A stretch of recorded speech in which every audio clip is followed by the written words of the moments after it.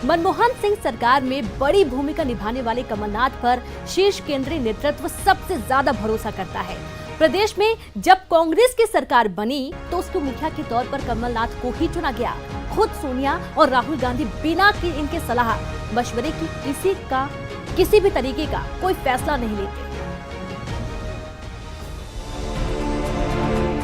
कमलनाथ वो नाम जिसके लेते ही जहन में जो तस्वीर उभरती है, एक बेहद सरल, मिलनसार, जिम्मेदारियों से भरे, गांव, गरीब और जनता की चिंता करने वाले नेता, लोगों को साथ लेकर चलने में विश्वास रखने वाले, मुश्किल हालातों में भी अंगद की तरह पैर जमाए खड़े रहने वाले नेता के रूप में नजर आते हैं। इनकी काबिलियत का लोहा कांग्रेस का शीर्ष नेतृत्व भी मानता है।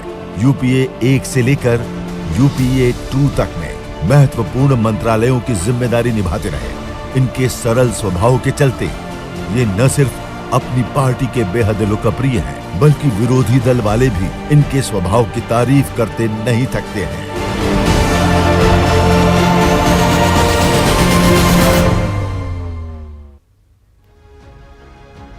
चलिए तो एक बार फिर से सीधे रुक करते हैं सीनियर एडिटर प्रवीण दुबे जी के पास, जहां साथ में मौजूद हैं न्यूज 18 के ई एजेंडा मंच पर मौजूद हैं पूर्व सीएम कमलनाथ और वर्तमान पीसीसी चीफ। तो प्रवीण जी, ओवर टू यू। तो एजेंडा एमपी में जी बहुत शुक्रिया। तो एजेंडा एमपी में हमारे साथ बेहद खास मेहमान हैं मध्य प्रदेश के पूर्व मुख्यमंत्री, प्रदेश कांग्रेस के अध्यक्ष, कांग्रेस के बहुत वरिष्ठ नेता कमलनाथ जी। कमलनाथ जी, बहुत स्वागत है आपका। चुनाव को लेके अभी 27 सीटों में चुनाव अब शायद हो सकता है या 28 हो जाए। पिछली बार जहां जिन सीटों में चुनाव हो रहा, पिछली बार लगभग आपका कब्जा था 1-2 सीट छोड़ के। अब आपको लगता है दोबारा से जनता फिर से आपको उतना ही आशीर्वाद देगी?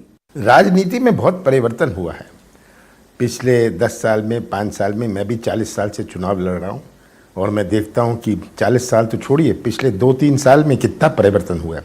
आज का मतदाता, आज मध्य प्रदेश की जनता बहुत समझदार है, राजनीतिक नहीं है, राजनीतिक चर्चाओं में नहीं करेगी, राजनीतिक बहस नहीं करेगी, पर समझती सब है। और वो जानते हैं किस परिस्थितियों में ये चुनाव हो रहा है, कैसे प्रजातंत्र का संविधान के साथ खिलवाड़ हुआ, कैसे प्रजातंत्र और अपने संविधान को कुचला। आज बोली की सरकार बना लो।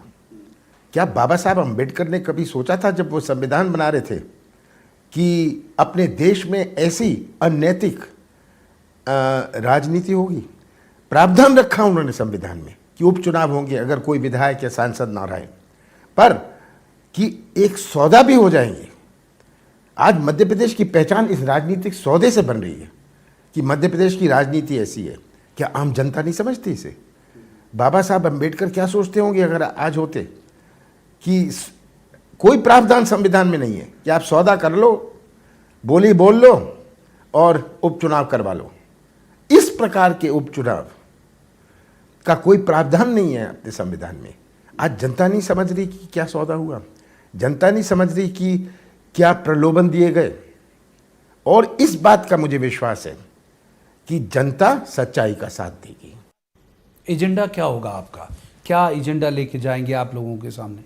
15 महीने की सरकार आप कहते हैं, 15 महीने में से 2.5 महीने गए आचार संहिता और लोकसभा चुनाव में, 1 महीना गया सौदेबाजी में। मेरे पास तो 11.5 महीने थे। 11.5 महीनों में हमने अपने नीति और नियत का परिचय दिया और जनता इसकी गवाह है। मुझे शिवराज सिंह जी से कोई सर्टिफिकेट नहीं चाहिए, मुझे भारतीय जनता पार्टी से कोई सर्टिफिकेट नहीं चाहिए। अगर हमने 26 लाख किसानों का कर्जा माफ किया है, 26 लाख किसान मेरे गवाह हैं। दूसरे चरण में हम करने वाले थे जो 31 मार्च को ख़त्म होने वाला था। हमारा तीसरा चरण शुरू हो रहा था 1 जून से। हमने ये शुरुआत करी कि कृषि क्षेत्र में एक क्रांति लाए। मुआवजे की बात हुई, हमने समय पर मुआवजा दिया। ये मालवा की जनता इसकी गवाह। जब अतिवृष्टि हुई हमने मक्का का बोनस दिया कि कृषि क्षेत्र में एक शक्ति बने, कि कृषि क्षेत्र हमारे मध्य प्रदेश के अर्थव्यवस्था का एक बहुत बड़ा हिस्सा का आधार है। कृषि क्षेत्र अगर मजबूत होता है, कृषि क्षेत्र में अगर किसानों के हाथ में खरीदने की ताकत होती है, क्रय शक्ति होती है, तो किराने की दुकान गांव में चलती है। हमारे बाजारों में रोशनी होती है। पर अगर किसान पिटा रहा,